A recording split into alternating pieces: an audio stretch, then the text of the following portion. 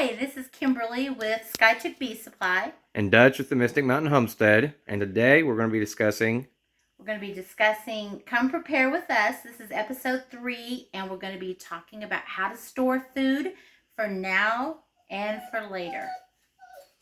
So, today we're going to start out with storing food in jars. And this is a shorter term storage for me anyway. This is how I use it. I can store for longer term, but these are going to be jars that I can handle easy, that I can reach up and grab, when I need flour, just that everyday use jar. But then you can also store these in jars for longer term storage as well. So today we're going to be doing this, and as you can see, this is Rotini Pasta. We have rice, and then we have some other pasta and even parsley here, and macaroni and cheese. And there's a little different storage for macaroni and cheese. What I like to do is, because our family uses usually at least 2 boxes at a setting, I'll open up a box of macaroni, make sure I have a nice clean dry jar, and then I just pour it right into the jar. And then, here comes that seasoning packet, or that cheesy packet. So we're going to lay it to the side. And then I'll open a second box, because I'm going to store 2 in this one jar. I've got plenty of room to do that. So we'll pour it in, get it in there, and lay our cheesy packet to the side. So what I like to do with the cheese packets, because these are in plastic, and plastic can sometimes give foods taste if they are stored long term or touching noodles and things like that. What you could do is you could weigh what the contents are and then figure out how much, if you're going to use half this jar for 1 box. But I'm just going to do it this way because it makes it a little easier. I use these handy little wax sheets, and you can just get a roll of wax paper and cut it to work, but these work really quick for me. And I tear them into a quarter. And after I've got my noodles in the jar, I just push this down in there like this, because this won't allow the plastic to be touching the noodles, because I don't want the flavor to be imparted to the noodles. I do that, and then I'll just put a lid on top. Now, this could be vacuum sealed if you have a vacuum sealer, or you could also put a food oxygen absorber in there if you're going to be saving this for a long term. And today, actually, I think I will. I'm going to drop a little oxygen absorber down into this jar. And that helps take the oxygen out and actually helps keep it preserved for even longer than just putting the noodles in there like that. And one of the reasons I like to put noodles in there instead of just leaving in the box, because of pantry moths, and that's a little insects, flying insects, little moth that likes to get into your box goods. So I don't really leave any box things on my shelf as much as possible. And then what's very important is always that we label what it is. And if you need directions, you can always cut and peel the directions off of the box, and then with some clear packing tape attach it right to the back side here. But this is how I store my macaroni and cheese. We don't eat a lot of macaroni and cheese, but it's a quick meal, for the men of the house if they need to have a quick meal, or sometimes just a filler if I need it. So also we could do the same thing with rice. We just fill them up in jars. And in this case, what I've done, I will use this very quickly, because this is brown rice. And brown rice will not stay shelf-stable for real long. You leave it maybe 6 to 9 months at the most, but you need to be using up the brown rice. I always prefer to store white rice for long-term storage, because it doesn't have as many oils in it. And anything that has a lot of oil in it will go rancid. So this is for us to use now, and the white rice will definitely be for us to use later. Also, I do a lot of my seasoning and spices and things like that. This is parsley from our garden that I've dehydrated out, and I make sure it's really dehydrated well, and then I put it right into the jar and mark it and label it. And I'll use a little piece of wax paper. So I've used a little piece of wax paper, again, one of these little quarter sheets, and put just under the lid, because the lid is plastic, and sometimes even with my rings and flats that I'm using. If there's a little rust spot or a little worn spot on my flat, but it's still going to be usable, I don't want it touching my food, I will slide that little piece of wax paper in there to seal that jar really good. And so this will be good for a long time. And I like to keep all my stuff in a cool, dark place. So of course, that adds longevity to it. Now that can be done with beans as well. And these items here, like I said, these are things I'm going to be using right away. I've got beans stored back in another way to help give us some food for later. But one of the things is when you're eating beans and rice, you're going to want some seasonings in there. The parsley is a seasoning. You can do all different kinds of spices, and we talked about that. Okay, so here's our chili seasoning, and it's in plastic. This is food grade plastic this is put in, but again, over a longer term storage, and it's going to take me quite a while to use up this seasoning because I only use a little bit, for each dish I'm going to use it in. But it's going to give those rice, those beans, a really nice flavor, something different than just plain beans and rice. And so I'm going to want to store this for longer term. It's a nice big container. And while it's sealed well, it even has this little seal up on top.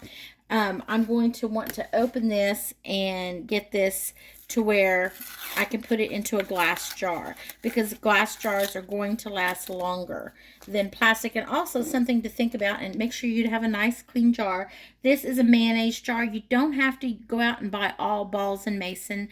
If you have jars, as you empty them, this was mayonnaise, as you empty them, I just try to get the label off the best I can. You can see this is glue, tacky, sticky here, but I will put the label across that, and this will be just fine. So I'm going to pour the seasoning right into my jar, and when I'm ready to use this, I can always break it down into smaller jars. Oh, it's packed in there pretty good. It is too, isn't it? Yeah, let me squeeze it a little bit. There, we can get it in there now. Okay, so when I'm putting something like this into a jar, what I like to do, and this is kind of annoying to hit on the to counter, but I give it a couple good taps, and that kind of settles some of it down in there.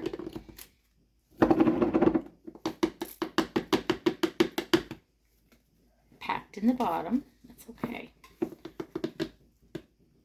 Okay.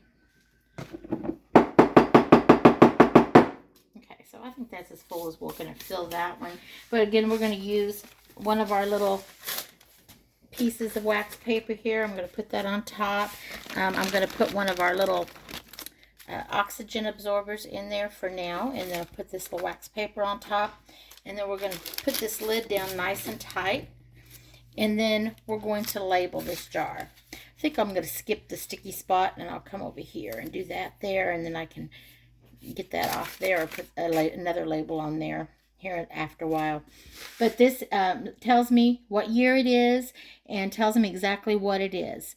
So this I can put on the shelf, and I can use this probably 10 years from now if I wanted to.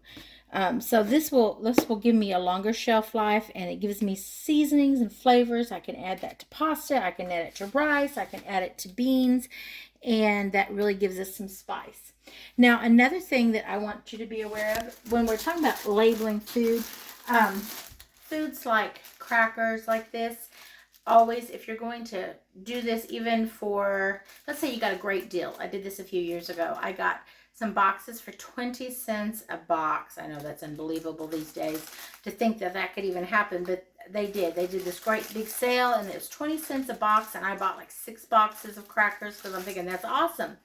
I left them in the box, and that was a big mistake because it wasn't probably 2 months later, and we opened some of them, and they were tasting like the plastic, and we ended up throwing them out. And we're not ones to waste around here. If we have something that does waste, then it usually goes out to the chickens.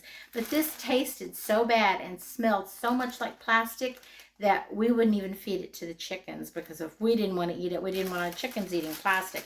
But what I've learned to do since then is I will get like a gallon jar, big glass gallon jar, and you can order those on Amazon. And I think we have a link down below where you can order things from Amazon from like the oxygen absorbers. But you can also get the big pickle type jars, gallon jars with lids, and that's what I use. And I will dump my crackers. I'll open all these sleeves up and dump them into that, shake them down so I can get as many in there as I can, and then I put the oxygen absorber in there, and then I'll put the wax paper on top and tighten that lid down, and they stay fresh for so much longer.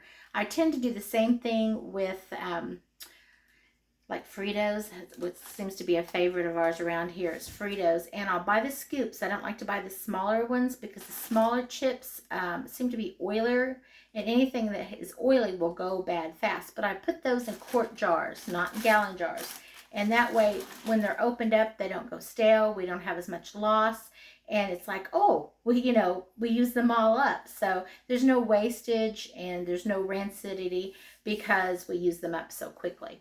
So another thing that we do storage that's really important, when we talked about that food list, we talked about, doing some bulk things like flour and rice and beans. Well, we've got beans here, and these are small bags, but I actually hope that you went out and bought some 25, 50-pound bags of beans and rice and things like that. So this is for everyday use for the most part, except maybe I won't be using this every day. So when we're talking about the bigger, bulkier things, this is a 25-pound bag of flour. And this is white flour, so I can store this for long-term use. And it will last for much longer than buying just wheat flour, which, of course, has more health benefits. But the white flour is great for long-term storage. And we're going to be using a Mylar bag. And this is a 5-gallon Mylar bag. Now, you can buy smaller ones. You can buy the ones that have the zipper top, but this one doesn't have the zipper top. It just has a plain top. And what I've done in the past, instead of just buying gallon-sized bags or, half of a 2.5 gallon bags, is if I need a smaller bag for something. Let's say that I had, I did some pasta, I did some spaghetti noodles. I guess it's probably about 6 weeks ago. And I had got a really good deal on those. They were on a sale, and they were just really good deal. And so what I did is I bought those, and I didn't want to store that many pounds of noodles all in one bag. But what I did is I cut the bag in half. And so I was able to take this half bag and seal it. And how I seal it, I use this iron. Now, you can use a flat iron like you would use on your hair. They've got irons that are designed for it. But this type of iron works just as easy for me. And I already had it. And I didn't want to spend any more money on it. So what I did is I cut this in half. And then so I have an open end. And then I had 2 open ends. So what I did was I just sealed that about that much and made another bag. So I had 2 bags out of the one. But for this case, we're going to use the 5-gallon bag, and I always like to put them into a bucket. Now the bucket, this is a food grade bucket, and I could pour it just straight in there. But if I did that, it's plastic, my food's against the plastic, and a mouse or something could chew through it. So this just makes it a little bit more secure, plus it's easy to grab and go. And mice can chew through Mylar. I've had that experience. I had a bag that I didn't get put in a bucket right away, and that happened. So what I'm just kind of give this a little fold and get the sealed end into the bucket and open it up here down in the bucket, and then we'll pour this in. Now I have a stool set up here to make it a little easier for me to get to the right height here when I start doing the sealing of the bag. But this will hold 25 pounds. And that's 25 pounds of beans, 25 pounds of rice, or 25 pounds of flour. Flour's a little messy, so this is not going to come out perfectly, probably without spilling a little bit. But there, we didn't do too bad. Nope. All right. I'm just going to lay this bag down for now. So I like to kind of lift it up a little bit and get it to settle down. Kind of wipe the edges down just a little bit. And then you can look right down into that bag. So the bucket level is about right here. And we're just very little bit below it. So what I like to do is I'll turn it this way, shake it down, and I like to put, of course, another oxygen absorber in it. These are bigger, and these are designed for the 5-gallon bucket. And you may say, why do you have that bag of oxygen absorbers in a Ziploc bag? Is because if you sit here, and I do very many of these and I left it open, these would start drawing moisture from the air and get warm. So I don't want them to draw moisture from the air, so I just push all the air out of this and seal that right back up. Drop that down in the top, and we're going to push the air out as much as possible. Move the lid over just a little. I've got a towel laid here so we can iron this. And we'll just start at one side with the iron like this. And you don't have to do real far down. And one of the great things about this is I've already opened one to make sure that the taste was good on it. Make sure that's hot enough. Yeah. Make sure the taste was where I wanted it on it, that they're doing good with this. And it had been stored for like since 2012 actually. And I opened it in 2020. So that was a good long test. They stayed stored really well, and I was pleased with it. So you can see how it's starting to crinkle just a little bit here as it seals. And I'm only doing this portion, so as I work this way, I'm going to push more air out. And we'll run across here. So later, if I needed to open this up, I could split this up into my jars that I use for everyday usage and just be able to use it out of those. Or if I needed to, I could pour part of it out and reseal this bag. I just clip off this part that I've ironed down and sealed and reseal it. So the bags I may be able to get more than just a little usage out of. There we go. Now you can see all the way across here that it's sealed nice. So what I like to do now is I get my permanent marker pen, and I'm just going to put flour. White flour. 2022 on here. And so that's marked inside. And you can also, if it was something else, you could always put cooking instructions inside, or you could drop a recipe inside there. You know, if you had rice, if you had extra seasoning, sometimes you could do small Mylar bags and stick those in here to use those as well.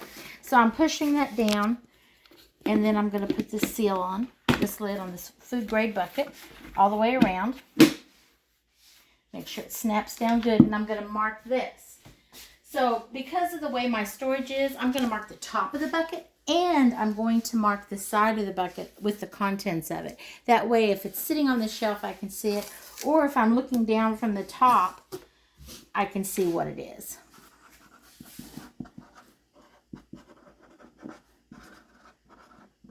Same thing over here, and I'm just using some freezer tape here. You can get fancy with your labels if you want to, or keep it simple. You could do it with paper and some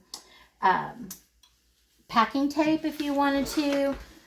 Doesn't matter as long as it's on there good, and that you have the date and what it is. Okay, so this bucket, it's 25 pounds of white flour, and this can be good, you know, for up to 20 years if we need to. So maybe even 30, just depends. So this is really a good way to store for long term, and it gives you a little bit of security and peace of mind as we go through these food changes, food shortages, with all the lingo that's going on, lack of food on the store shelves. This can give you a little rest and peace of mind knowing that you have some food backed up and in your pantry, and your pantry is well stocked.